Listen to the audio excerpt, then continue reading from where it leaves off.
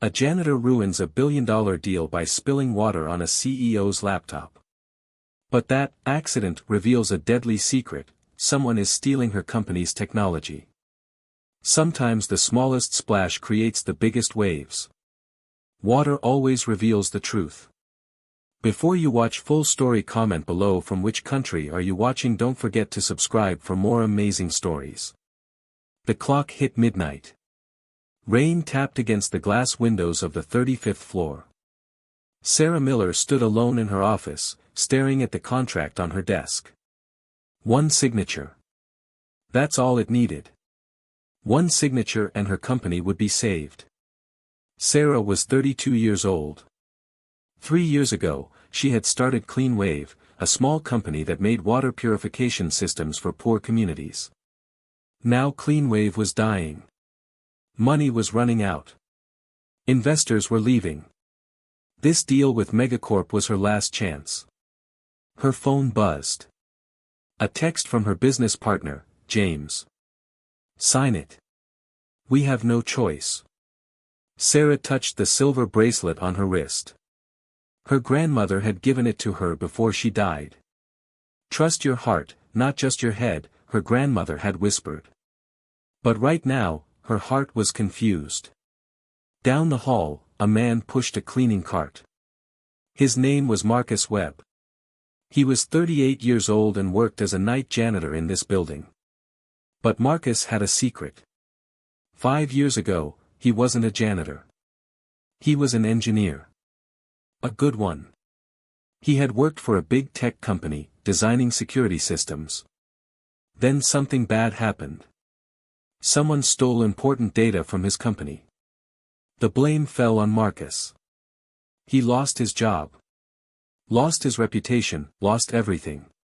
His wife Lisa got sick after that. The stress was too much. She died 2 years ago, leaving Marcus alone with their 7-year-old son, Danny. Now Marcus cleaned offices at night. It paid the bills. It kept Danny fed. But it wasn't who Marcus used to be. Tonight, as he cleaned the 35th floor, he noticed something strange. A small device attached to the back of a computer in the conference room. He knew what it was immediately. A data tap. Someone was stealing information. Marcus looked around. Should he say something? Last time he got involved in company problems, it destroyed his life. But he couldn't ignore it. Not again. Marcus knocked on Sarah's office door. She looked up, surprised. Visitors at midnight were unusual. Janitors knocking on CEO doors were even stranger. Can I help you? Sarah asked. Ma'am, I'm sorry to bother you. My name is Marcus. I cleaned this floor. But I saw something you need to know about. Sarah frowned. What are you talking about? There's a device on your conference room computer. Someone is stealing your data. Sarah's face went cold. That's impossible. We have security systems. Security systems can be beaten, ma'am. I used to work in this field. I know what I'm seeing. You used to work in what field? Cybersecurity, before I became a janitor. Sarah studied his face. He looked honest. Tired, but honest. Show me, she said. They walked to the conference room. Marcus pointed to the small device hidden behind the monitor. That's a wireless tap. It's sending your data somewhere else. Probably has been for weeks. Sarah felt sick. Who would do this? I don't know. But whoever put it there has access to this room. Someone you trust. Sarah thought about the Megacorp deal. Thought about all the confidential information she had shared. Thought about James, her partner, who had pushed so hard for this deal. Can you remove it? She asked. I can. But if you do, whoever planted it will know you found it. They'll hide the evidence. Then what do we do? Marcus smiled slightly. We set a trap. Sarah called her IT director, Linda Gomez. Linda arrived within 20 minutes, even though it was past midnight. "This is bad," Linda said, examining the device. "Really bad. This tap has been active for at least 3 weeks. Can you trace where the data is going?" Sarah asked. Linda worked on her laptop for 10 minutes. "It's going to an external server. The address is masked, but I can try to break through the proxies." Marcus leaned over. "May I?" Linda looked at Sarah. Sarah nodded. Marcus's fingers moved across the keyboard.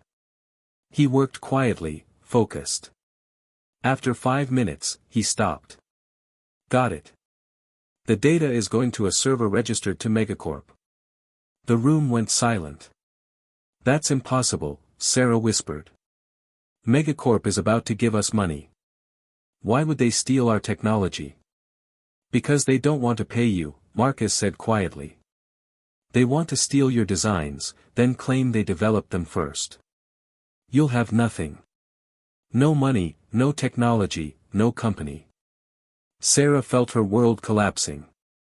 James recommended Megacorp. He set up the whole deal.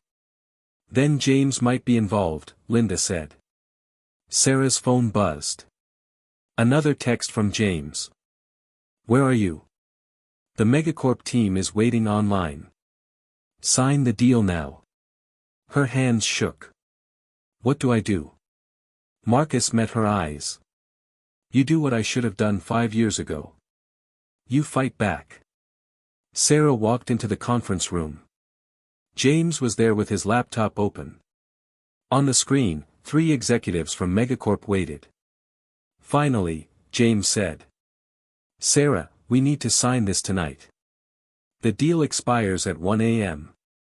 "I'm not signing," Sarah said calmly. James's face went red. "What? Are you crazy? This is our only option." "No. It's a trap. Megacorp has been stealing our designs for weeks. They don't want to buy our technology. They want to steal it." One of the Megacorp executives on screen started to speak, but Sarah cut him off. "I found your data tap in this room.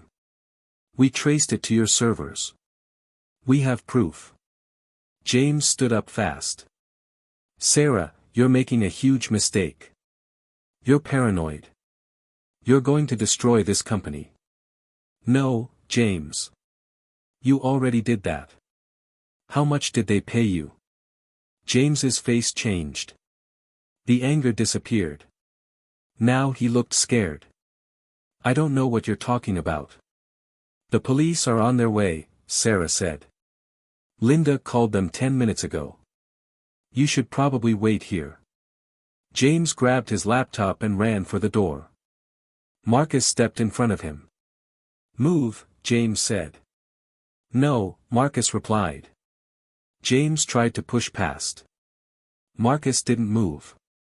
For a janitor, he was surprisingly strong.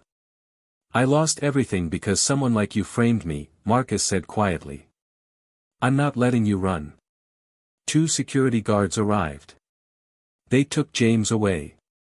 On the laptop screen, the Megacorp executives had already disconnected. Sarah sat down. Her legs felt weak. Everything she had built was falling apart. "What now?" she whispered. The police came. Then lawyers, then investigators.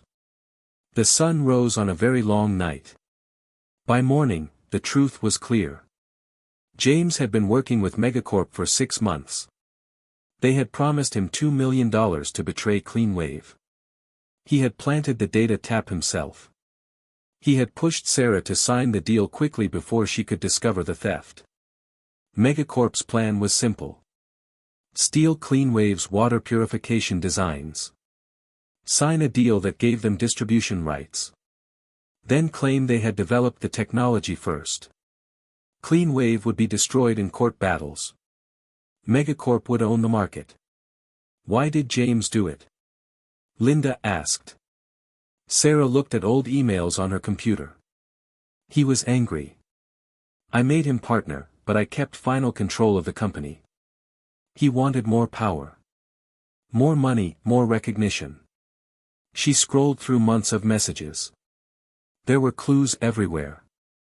James always pushing her to make quick decisions, James always dismissing security concerns, James always talking about how much they deserved success.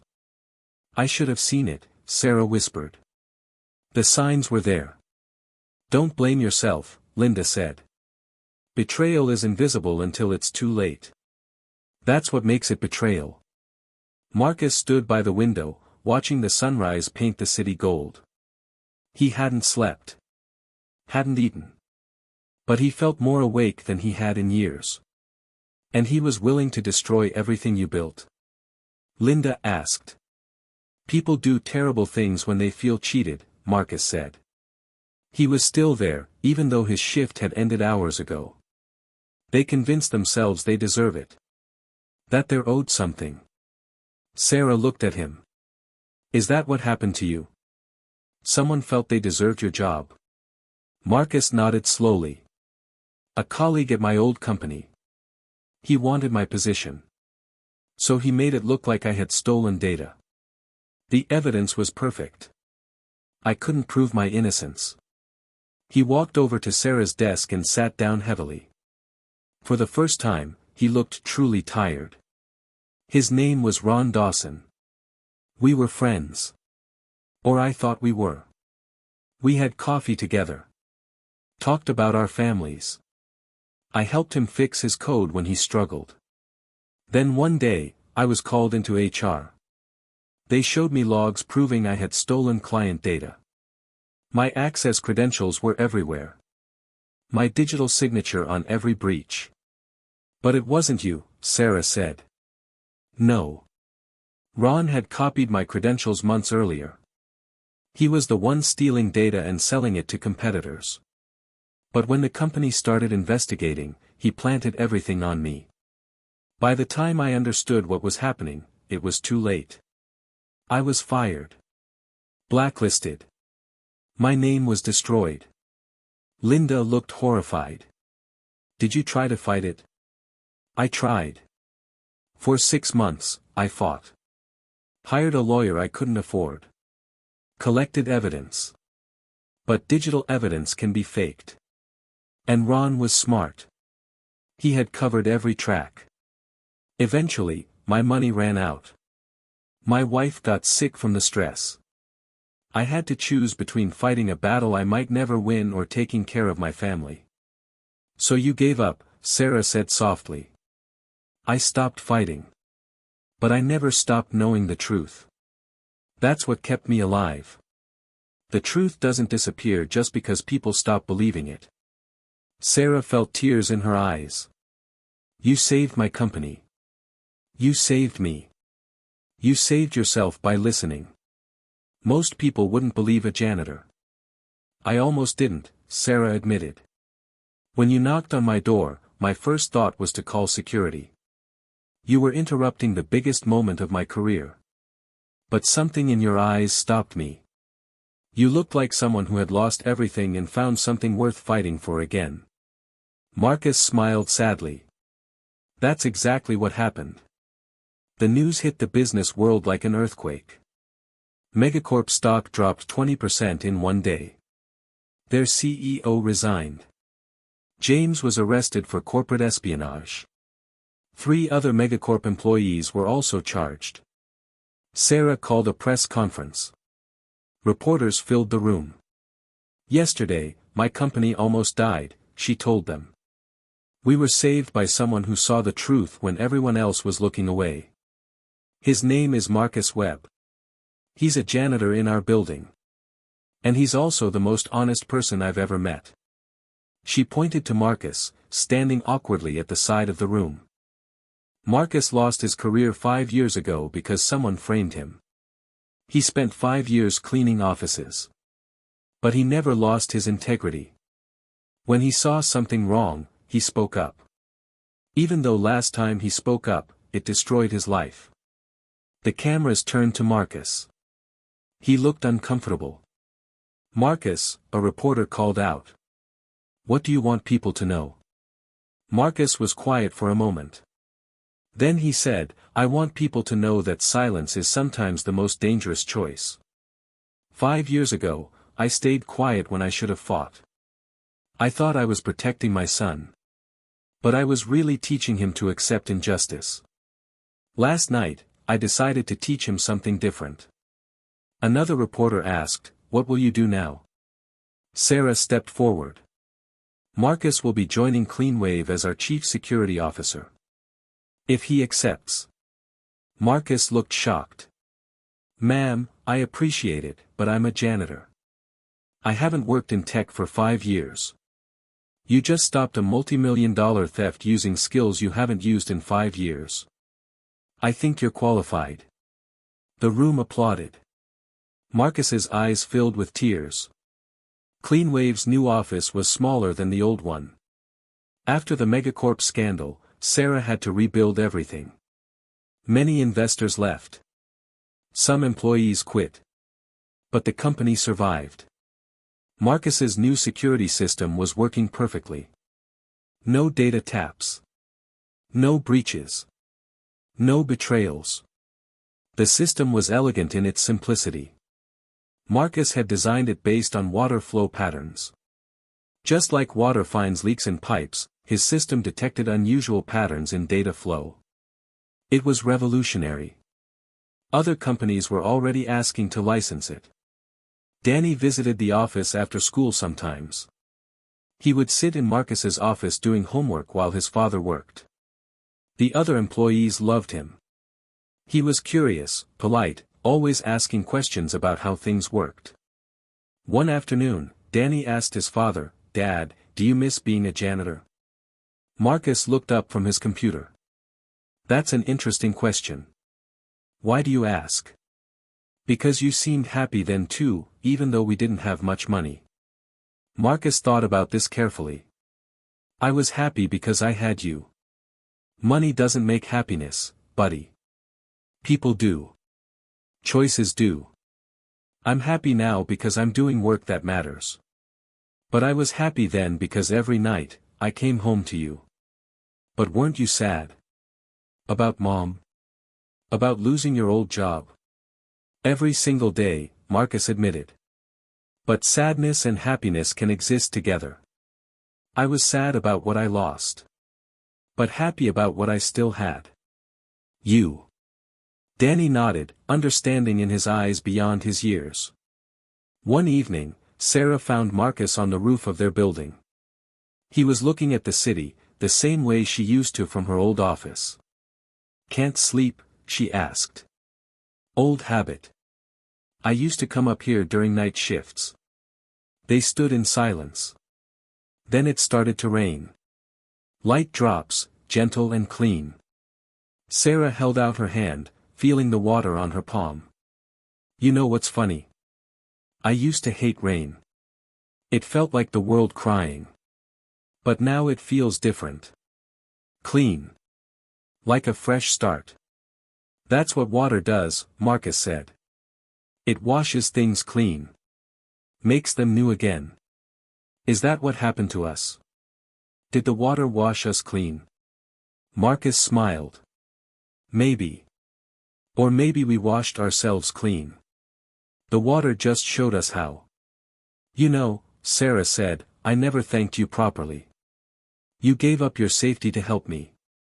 Why? Marcus smiled. I told you. I was teaching my son a lesson. Was that the only reason? No. He looked at her. I was also teaching myself. After my wife died, I gave up. I accepted that the world was unfair and I just had to survive it. But that's not living. Last night, I decided to live again. Sarah nodded. My grandmother used to say, water remembers everything. I never understood what she meant. But now I think I do. Water carries traces of where it's been. What it's touched. Who it's met. We're like that too. We carry our experiences. Our pain, our choices. And our hope, Marcus added. Don't forget hope. That's the most important thing water carries. The hope of rain after drought, the hope of springs after winter, the hope of new beginnings. They stood in the rain, letting it wash over them. Two broken people who had found a way to rebuild. Sarah thought about her grandmother's bracelet on her wrist. About trust and truth and second chances. About how the most important help sometimes comes from the most unexpected places. Marcus? Sarah asked. Yeah.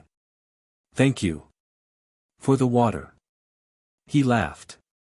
Thank you for listening to what it had to say. That night, Sarah wrote an email to her entire company. Dear team. 6 months ago, we almost lost everything. Not because of bad technology or bad luck, but because I trusted the wrong person. James was my partner. My friend.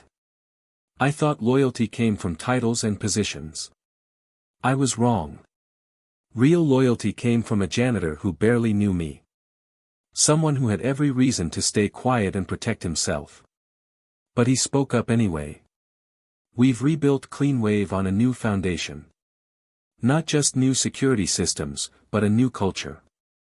From now on, we listen to everyone. The janitor, the intern, the receptionist. Good ideas and honest warnings can come from anywhere. I've also learned something personal. My grandmother told me to trust my heart. I thought that meant trusting my feelings. But now I understand. It means trusting people who show you their heart. Who risk themselves for what's right. Marcus showed me his heart the night he knocked on my door. He didn't have to. He could have walked away. But he didn't. We're looking for more people like Marcus. People who've been knocked down but got back up, people who know the cost of integrity because they've paid it. If that's you, come work with us. We're not the biggest company. We're not the richest. But we're real. And in a world full of illusions, that matters. Sincerely, Sarah Miller, CEO, Clean Wave. Marcus picked up his son from school. Danny was 8 now, growing fast. Dad, Danny said in the car.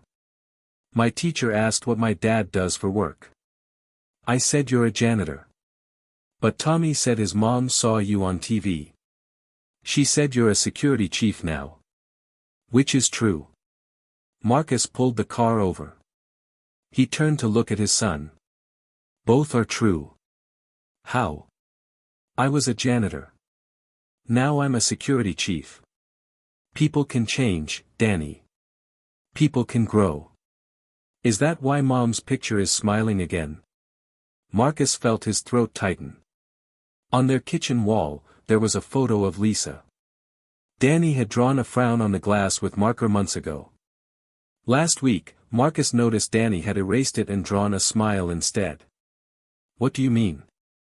Marcus asked. Mom was sad when she died.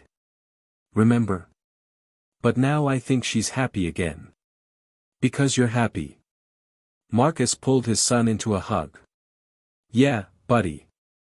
I think you're right. That night, Danny showed Marcus his homework. The assignment was to write about water. Danny had written, water remembers everything. My dad says water leaves traces. It shows you where it's been. I think people are like water too. They remember. They leave traces. They show you the truth if you pay attention. My dad paid attention. That's why he's a hero. Marcus read it 3 times. Then he put it on the refrigerator. A year later, Marcus got a phone call from an unknown number. Is this Marcus Webb? Yes. Who's this? My name is Jennifer Park. I was your supervisor at TechCore 5 years ago. I'm calling to apologize. Marcus sat down. TechCore was the company that fired him. The company that destroyed his life. I'm listening, he said carefully.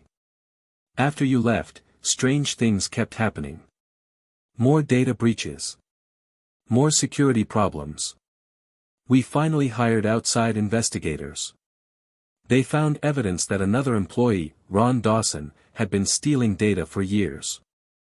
He had framed you to cover his tracks. Marcus's hands shook. You're saying I was innocent? Yes.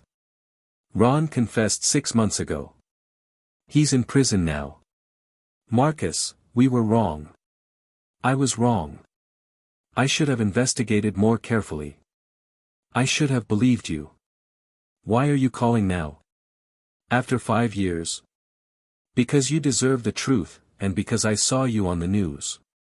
Saw what you did at Clean Wave. It reminded me of who you used to be. The Marcus I knew would never steal data. I should have remembered that. Marcus was quiet for a long time. Then he said, "Thank you for calling. It means more than you know. I know it doesn't fix anything. It fixes something. It fixes the doubt. For 5 years, part of me wondered if maybe I had made a mistake. If maybe somehow it was my fault. Now I know it wasn't. If you ever want to come back to TechCore." "No," Marcus said firmly. "I'm happy where I am. But thank you." He hung up. Sat in silence. Then he smiled. The truth had taken 5 years, but it had finally arrived. 2 years after the data tap incident, Sarah got married. Not to a businessman or an investor. To a teacher named Michael who made her laugh and reminded her that life was more than work. At the wedding, she asked Marcus to give a speech. Marcus stood nervously at the microphone. Public speaking was not his strength. "I'm not good at speeches," he began. "But Sarah asked me to say something, so here goes." He looked at Sarah and Michael. 3 years ago, I thought my life was over. I had lost my career, my wife, my future. I was just surviving. Then one night, I saw something wrong. And I had a choice. Stay quiet and stay safe, or speak up and risk everything again. I almost stayed quiet. But then I thought about my son. What would I teach him if I always chose safety over truth? Sarah had a choice that night too. She could have ignored a janitor's warning. But she listened. She investigated. She chose truth over convenience. That's what marriage is about, I think. Choosing truth even when it's hard, listening even when you're tired, fighting for each other even when it would be easier to walk away. He raised his glass. To Sarah and Michael. May you always choose truth. May you always listen. And may you remember that love, like water, leaves traces. Beautiful traces that show where you've been and where you're going. Everyone drank. Sarah was crying. Happy tears this time. 5 years after the Megacorp incident, Clean Wave was thriving. They had offices in 12 countries. Their water purification systems were saving lives in poor communities around the world. Then a hurricane hit the coast. Thousands of people lost their homes. Water systems were destroyed. Disease was spreading. Sarah called an emergency meeting. "We need to help. We're sending our entire emergency response team to the disaster zone. Free equipment, free installation. Free training." Her CFO looked worried. "Sarah, that will cost millions. We don't have budget for this." "Then we'll find budget. This is why we exist. Not to make money. To provide clean water to people who need it." Marcus added, "I'll go with the response team. They'll need security coordination." "You don't have to," Sarah said. "It's dangerous down there." "I know. But Danny's 13 now, old enough to understand.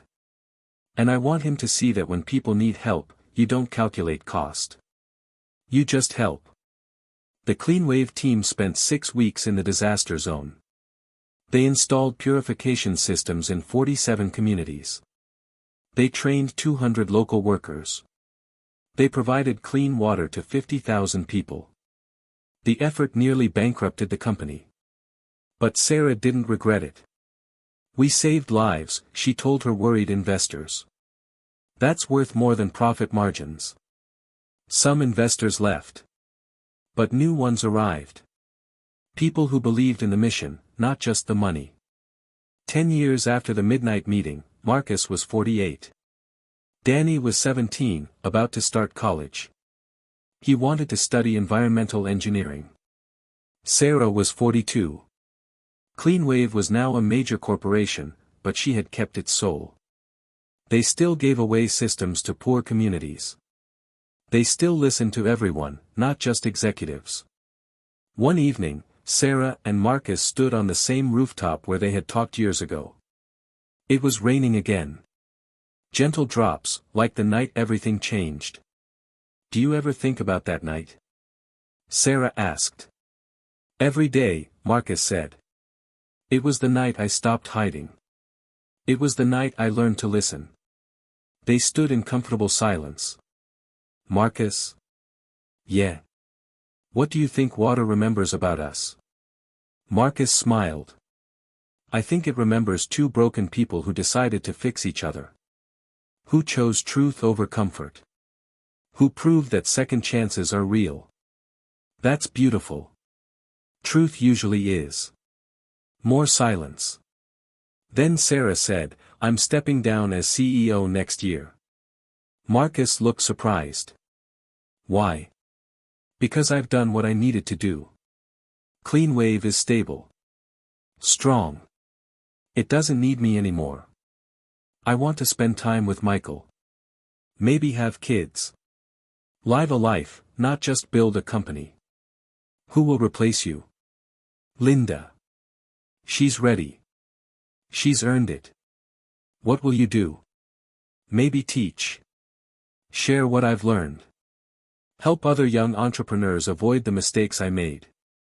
Marcus nodded. That's good. The world needs more teachers like you. What about you? Will you stay? For a while. But Danny's going to college soon. I want to spend more time with him while I can. Maybe we'll travel. See the communities where our purification systems are working. Show him what we built.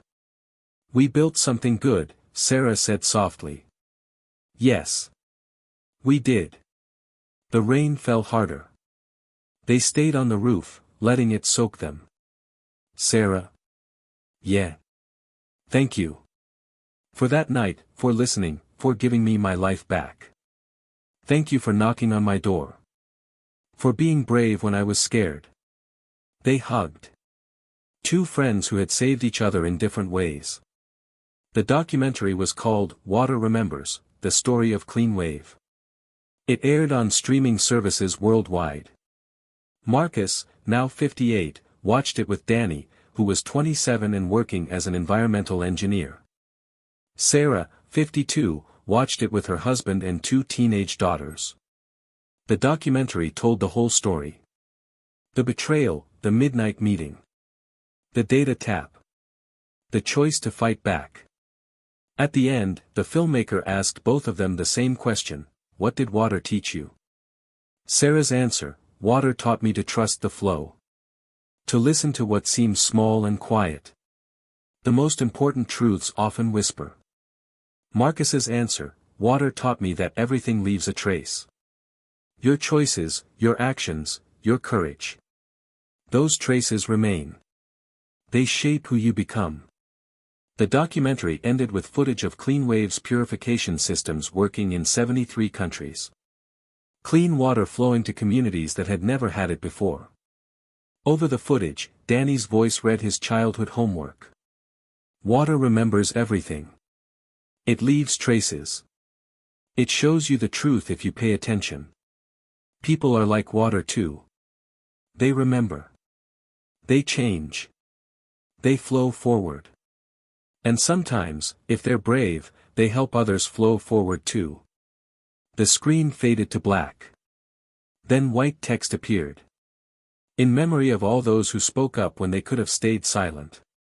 In honor of all those who listened when they could have ignored. Water remembers.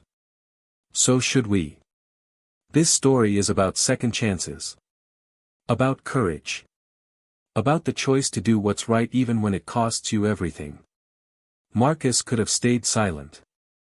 Sarah could have ignored him. But they both chose differently. In our world, we face small choices every day. We see something wrong at work. We notice someone struggling. We witness injustice. And we choose, speak up or stay quiet. This story reminds us that speaking up matters. That listening matters. That one person's courage can change everything. Water remembers. Let us remember too. The people who knock on our doors at midnight with difficult truths, they might be saving our lives. The question is, will we listen?